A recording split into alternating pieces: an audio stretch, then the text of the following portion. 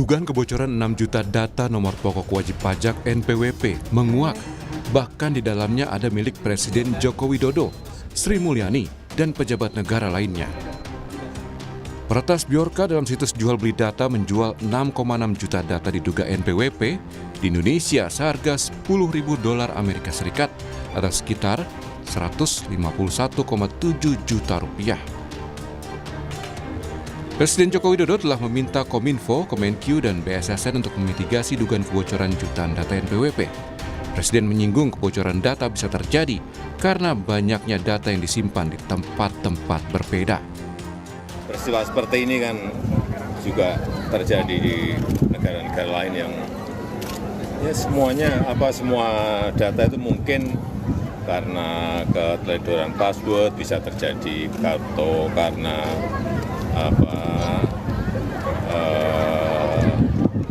penyimpanan data yang juga terlalu banyak di tempat-tempat yang berbeda-beda bisa menjadi ruang untuk diretas oleh hacker dan masuk. Menteri Keuangan Sri Mulyani mengaku telah meminta Direktorat Jenderal Pajak mengevaluasi masalah itu. Selanjutnya ia menjanjikan akan menjelaskannya ke publik. Saya sudah minta Pak Dirjen Pajak dan seluruh pihak di Kemenkyu untuk melakukan evaluasi terhadap persoalannya. Nanti akan disampaikan penjelasannya ya oleh Pak Dirjen Pajak dan tim IT-nya. Terima kasih ya. Jenis data wajib pajak yang diduga bocor dalam sampel data yang diberikan Bjorka adalah nomor KTP dan nomor pokok wajib pajak, alamat rumah, tempat tanggal lahir, surat elektronik, termasuk kantor pajak tempat wajib pajak mendaftar. Pemerintah akan segera menjelaskan ke publik setelah pendalaman oleh Ditjen Pajak dan tim Kemenkyu selesai. Tim Liputan, Kompas TV.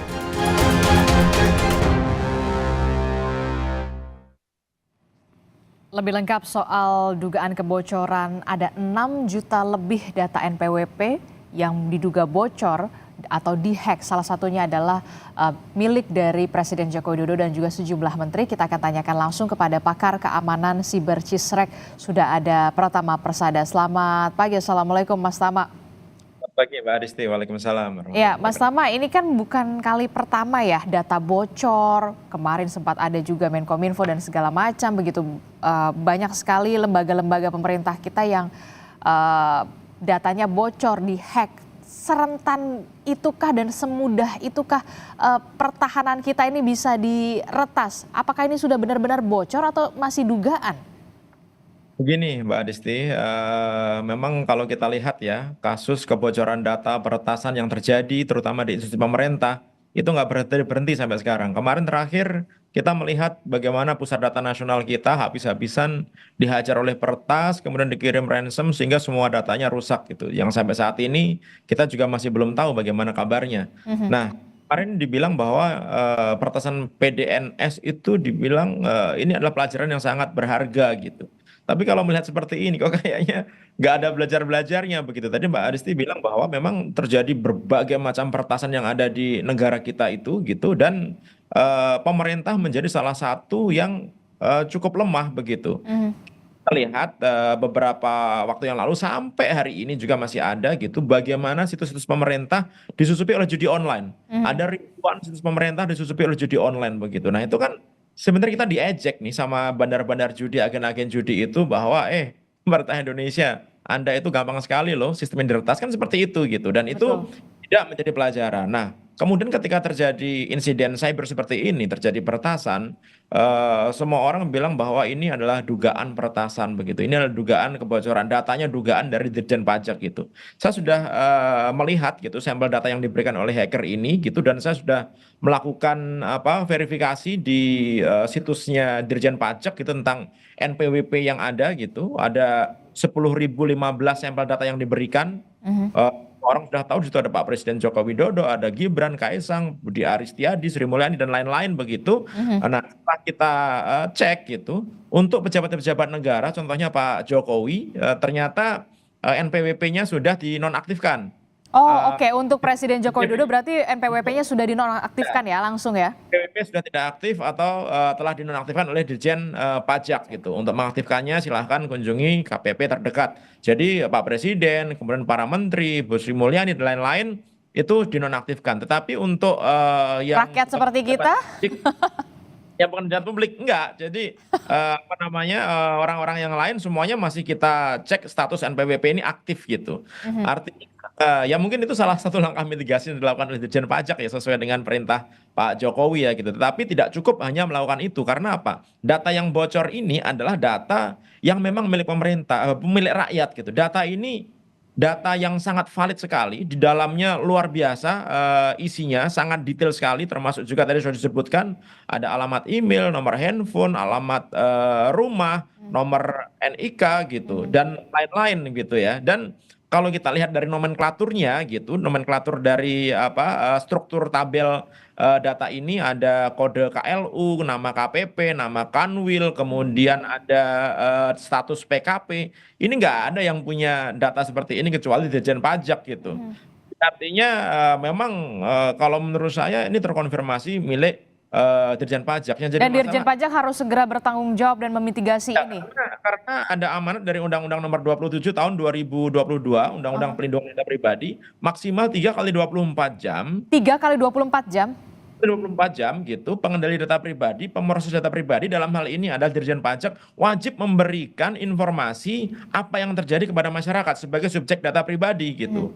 Nah, kan Pak Presiden sudah apa namanya perintah tuh untuk melakukan mitigasi, melakukan audit gitu. Nah, nanti kita lihat tuh apakah tim Kalau yang tidak dilakukan, Mas Tama, ya gini apa sebenarnya apa yang bisa kita lakukan?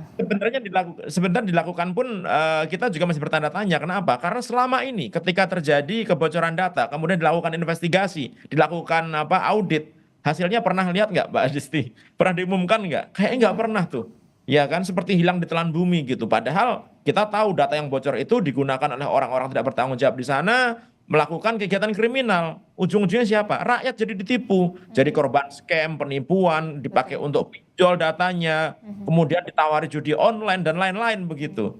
Nah, oleh karena itu nggak boleh ini terjadi, harusnya ada sanksi yang tegas dan pemerintah bertanggung jawab memberikan informasi kepada masyarakat. Dirjen Pajak harus bisa memberikan langkah-langkah mitigasi kepada semua orang yang namanya ada di 6,6 juta data yang bocor itu untuk berhati-hati. Kenapa? Karena data-data yang bocor ini cukup digunakan untuk melakukan penipuan. Betul. Kemarin ada tuh saya satu teman gitu, dia ditelepon sama orang aku dari kantor pajak dan dia tahu dengan detail apa namanya seperti data yang ada di dalam data yang bocor ini gitu. Nah, kan nggak semua orang di Indonesia ngerti nih bagaimana Paham. penipuan, modus penipuan dan lain-lain gitu. Sehingga kewajiban bagi Dirjen Pajak untuk menginformasikan bahwa hati-hati ya data Anda bocor, Anda harus waspada kalau ada yang ngaku-ngaku Dirjen Pajak, jangan langsung percaya, verifikasi ke kantor pajak terdekat. Misalkan kayak gitu. Oke. Sehingga orang Indonesia ini yang datanya bocor, mereka bisa hati-hati. Kalau enggak, mungkin di kota besar kita ini sadar bahwa oh itu penipuan. Tapi orang-orang yang tidak mendapatkan literasi digital yang cukup, mereka nggak sadar bahwa itu penipuan yang akhirnya apa? Menjadi korban. Begitu Mbak Adisti. Oke, berarti ini sudah bisa dipastikan 6,6 juta data termasuk NPWP ini benar-benar bocor ya? Ya, jadi gini, apa yang di-share itu yang diberikan sampel itu adalah 10 ribuan gitu data begitu. Kenapa dia nggak memberikan 6,6 juta data? Karena dia mau jualan. Nah, orang ketika mau jualan data itu kan dia ngasih sampelnya, bener nggak sampelnya? Silahkan diverifikasi, silahkan dicek begitu ya kan? Kalau Pas yang dilihat sampelnya betul. ya ternyata setelah kita verifikasi benar gitu. Dan ternyata saat ini situs yang tempat jual apa namanya data ini sudah ditutup, Mbak Adisti. Sudah di take down gitu. Artinya mungkin sudah ada yang beli, ada kesepakatan, jangan itu lagi ya, jangan ditampilkan lagi ya, sudah kita beli mahal nih. Mungkin seperti itu gitu. Karena sangat jarang gitu orang udah jualan data, kemudian dia tiba-tiba menghapus postingannya itu gitu. Pasti ada sesuatu di sana. Nah, artinya ya memang ada yang mau dengan data ini dan data ini sepertinya menjadi apa orang jadi tahu bahwa ya memang data ini data yang valid gitu karena Oke, kalau ini kan kalau kita lihat data sampelnya saja bocor begitu ya kan, ada 6,6 juta data yang kemudian dipunyai oleh peretas itu, dan kerugian apa yang kemudian harus ditanggung oleh warga, dan langkah antisipasi kita warga yang sangat tidak paham ini harus seperti apa jadinya? ini Mbak Adisti, dalam Undang-Undang Pelindungan Data Pribadi gitu, kalau ada satu saja data masyarakat kita yang disalahgunakan oleh orang gitu ya, itu bisa menuntut yang menyalahgunakan itu denda kerugian sampai 6 miliar, kemudian Oke. penjara sampai 6 tahun gitu. Jadi artinya apa? Valuasi data masyarakat ini sangat besar sekali, nggak boleh sembarangan gitu. Bayangkan kalau 6,6 juta apa data tersebut gitu, kemudian punya masyarakat menuntut gitu. Untung saja Undang-Undang Pelindungan Data Pribadi ini tajamnya hanya kepada private sector gitu. Untuk government masih belum terlalu tajam, sehingga sanksi-sanksi yang dikenakan itu sampai sekarang juga masih belum terlalu jelas, hanya diberikan sanksi administratif, tapi sanksi administratifnya apa masih belum tahu. Nah, ini nanti akan diatur dalam turunan dari Undang-Undang PDP ini, yaitu peraturan pemerintah tentang pelindungan data pribadi. Tapi semua nggak akan bisa diproses kalau lembaganya belum dibentuk. Nah, ini menarik nih Mbak Adisti, kenapa? Karena menurut Undang-Undang Perlindungan Data Pribadi ini yang diundangkan tanggal 17 Oktober 2022, amanat di pasal 274 itu bilang bahwa maksimal hanya 2 tahun ini, paling lama 2 tahun undang-undang ini harus dilaksanakan gitu. Nah, di dalam amanat ini disebutkan bahwa harus dibentuk lembaga pelindungan data pribadi oleh presiden. Jadi kalau sampai 17 Oktober 2024 lembaga ini belum dibentuk, ada potensi Dampaknya apa? Pak Presiden Jokowi melanggar undang-undang dong, karena tidak melaksanakan amanat dari undang-undang PDP ini gitu. Dan masyarakat tidak bisa lapor ketika datanya digunakan untuk kejahatan. Saat ini nggak ada tempat lapor masyarakat ketika dia menjadi korban fraud, korban penipuan, Karena tidak ada lembaga yang dibentuk sesuai karena dengan belum ada amanat lembaga undang-undang ini. itu. Betul sekali Mbak Adisti. Dan Anda melihat ada unsur pembiaran di sini?